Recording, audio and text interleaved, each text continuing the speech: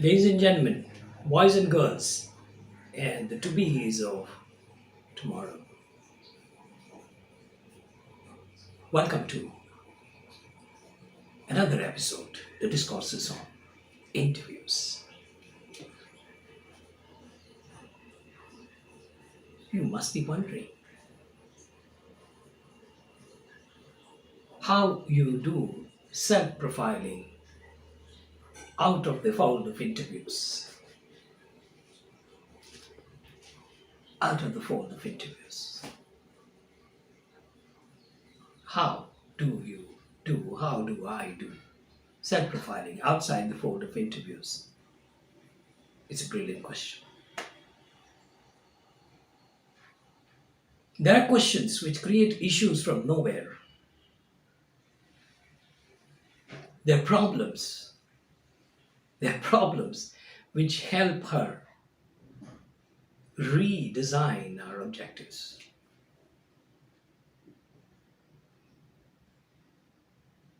There are problems which help us redesign our objectives. When we redesign the objectives, problems would fall into some pieces.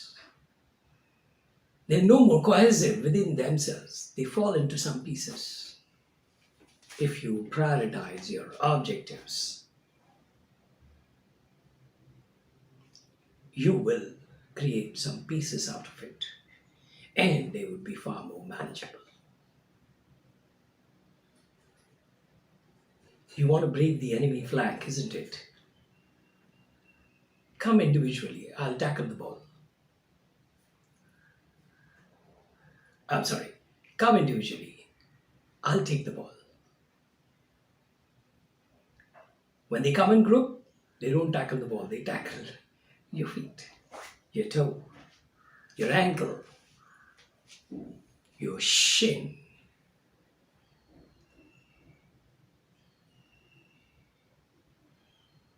So in tomorrow's world, we may have, like we have DRS here, we may have some electronic circuitry going on the body, especially the shin area and the knee area, and see what kind of punch it is. So we said, okay, punch of 25 degrees allowed. Anything above 25 degrees, yellow card. Anything above 50 degrees is red card. Oh, what have you? At this rate, probably the football game would have 90 minutes and maybe 15-20 minutes as extra time, the DRS time. So we want to isolate problems. And objectives will help us isolate the problem. More of that at a slightly later stage. We are, of course, going to talk about this not as a major training program on problem solving itself. Again, to remind you, there is another series running on problem solving under the auspices of Gurukul.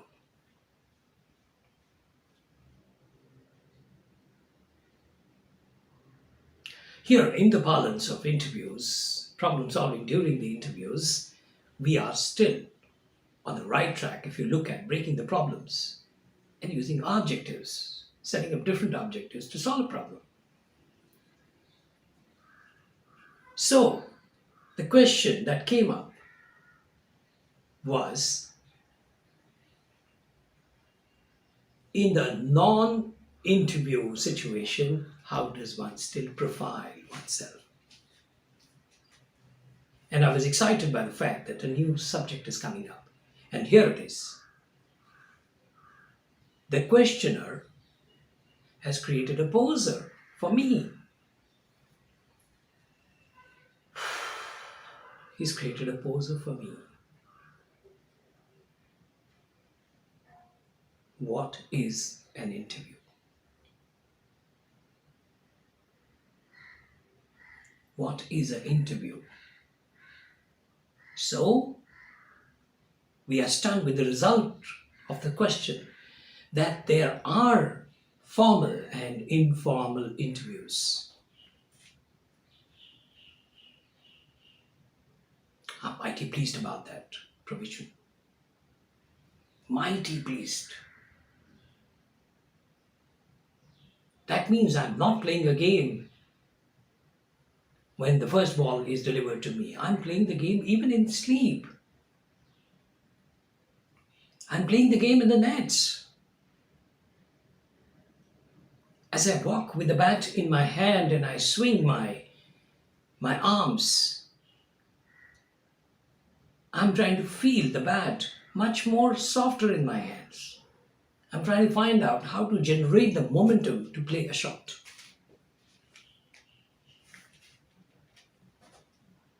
How do I control my hand movement? Are there some shots where I let the bat follow through? Are there some shots where I touch the ball and I hold it there? It's like a fast break. What difference it will create to the moment of the ball and the direction of the ball and the trajectory? The answer will excite people. Some people who will get devastated by this answer. And the answer is that interviews are already in the process. Interviews are already in process. 24 hours you are talking to yourself. That's partly interview, public interview. You should talk. You'll get a momentum when you talk to others because you're already talking to yourself.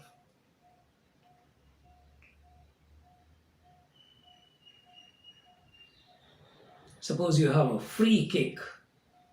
The person comes running maybe 8 steps, 10 steps before he shoots the ball. It gives him that many more opportunities and options to shoot the ball.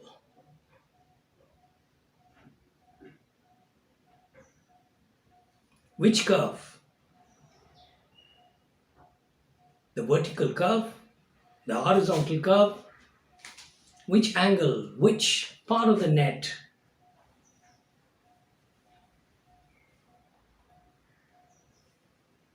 Do you want to hit the pole first and then drop the ball inside? Whatever. Because you're running into this.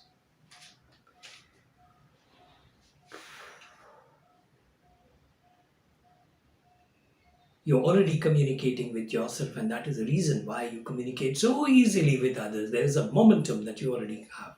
The momentum of speech, the momentum of talk, the momentum of rhythm. I always see those who speak to themselves. Those who speak to themselves talk to others very caringly. Those who are blank with themselves are very harsh in communication with others. They are very harsh in communication with others because they already built empathy with themselves, which is another. When you have to build with empathy, when you have to build empathy with yourself, that means you are another part, another being, and so you treat the other people equally. You're bound to be making much lesser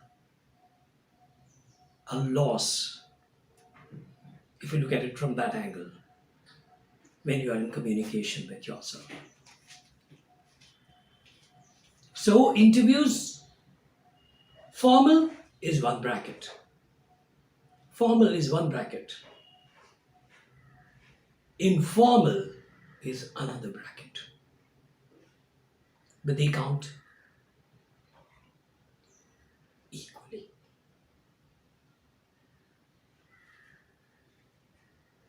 You may not like this, but factually they count equally.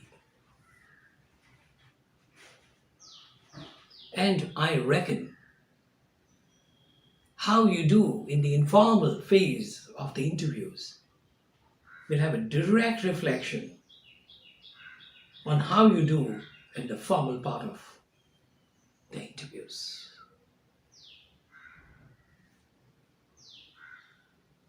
My, the matter is much more serious. Interview is a very serious matter now because it is not an isolated event. It isn't an isolated event. My heart and soul, they are not isolated. They are the part of each other. My intelligence and my emotions cannot be separated.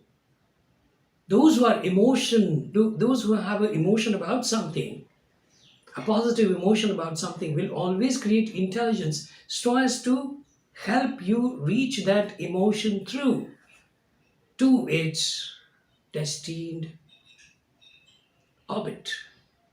Take that emotion to its destined orbit. Take that emotion to a destined altitude. Take the moral. Take the moral that we live for to its altar.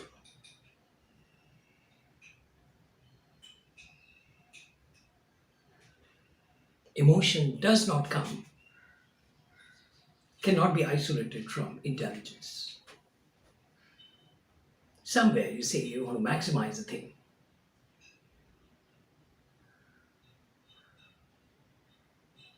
Sometimes when you say, well, I don't think this is the right time for me to say this. This is not the right time for me to say this.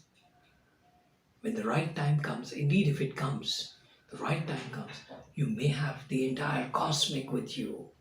Oh, how you will talk then. How smart you would be, how intelligent you would be, how forthcoming you would be.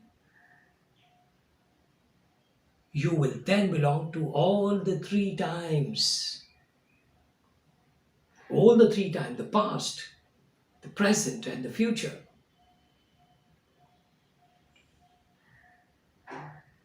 Cosmic has stored all the data about the past. It is creating all the data about future. And we are walking into the cosmic. That's about the present. And we are walking into the cosmic. That is the future. This is not the best time for me to say this. When you come back, you may have varied forces along with you. The force of knowledge, the force of content, the force of conviction, the force of clarity on the issue. Otherwise, when you're forced to say something, you are literally blabbering. You're saying things without conviction. Now you see the violence that is required in you to practice interviews. The vigilance that you require in you to practice interviews. That snapshot of you in those 10 minutes, 15 minutes, 1 hour, 2 hours is what you did otherwise. The better you practice, the better you bowl. The better you practice, the better you run. The better you jump, the better you save the runs.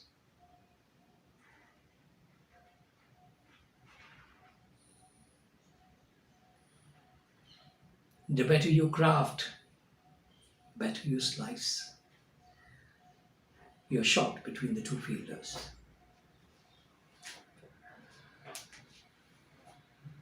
The better you rise, the better the bounce that you create. Make it more difficult for the opponent to respond.